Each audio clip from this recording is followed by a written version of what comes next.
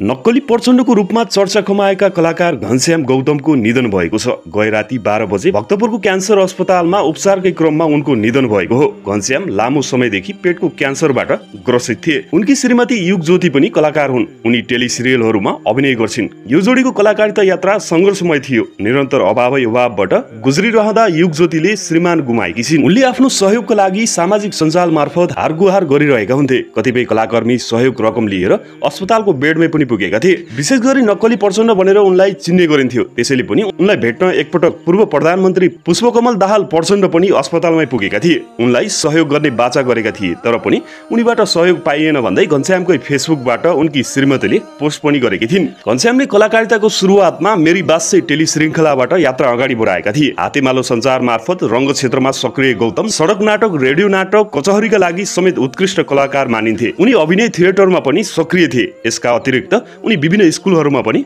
अभिनय सिकाउने गर्दथे।